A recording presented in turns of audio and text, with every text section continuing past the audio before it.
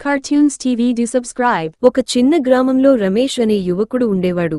అతను చాలా తెలివైనవాడు. కాని ఒక చిన్న లోపముంది. అతనికి తక్షణ ఫలితం కావాలి. ఏ పని చేసినా వెంటనే పెద్ద లాభం రావాలని ఆశపడేవాడు. ఒకరోజు గ్రామానికి ఓ వృద్ధుడు వచ్చాడు. అతను రమేష్ను చూసి, నీకు జీవితంలో పెద్ద విజయాన్ని సాధించాలంటే సహనం అవసరం అని చెప్పాడు. రమేష్ నవ్వుతూ, సహనం? అది పేదవాళ్లకు, నాకు వెంటనే డబ్బు కావాలి అని అన్నాడు. వృద్ధుడు చిరునవ్వుతో ఒక చిన్న మొక్కను ఇచ్చి, దీనిని నాటుకుని ప్రతిరోజూ నీరు పోయి చూసుకో. ఇది నీకు ఒకరోజు పెద్ద వరం ఇస్తుంది అని చెప్పి వెళ్ళిపోయాడు. రమేష్ మొక్కను తన ఇంటి ముందు నాటాడు. మొదటి రోజులు అతను ఎంతో శ్రద్ధగా చూసుకున్నాడు. కాని కొన్ని రోజులు గడిచినా ఏ మార్పు కనిపించలేదు. అతనికి కోపం వచ్చింది. ఇది నన్ను మోసం చేశాడు అని అనుకున్నాడు. ఒకరోజు అతను కోపంతో మొక్కను పీకేయాలని నిర్ణయించుకున్నాడు. అప్పుడు అతని తల్లి అడ్డుకుని, కొంచెం సమయం ఇవ్వు.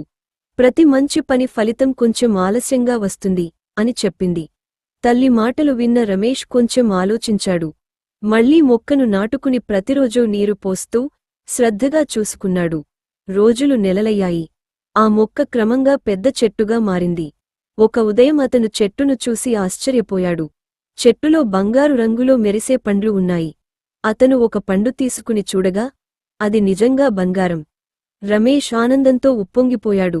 అతనికి అప్పుడే అర్థమైంది, సహనం ఉంటేనే నిజమైన ఫలితం వస్తుంది. వెంటనే ఫలితం కోసం తొందరపడితే మంచి అవకాశాలను కోల్పోతాం. ఆ రోజునుంచి రమేష్ తన జీవితంలో ఏ పనినైనా శ్రద్ధగా, సహనంతో చేయడం ప్రారంభించాడు.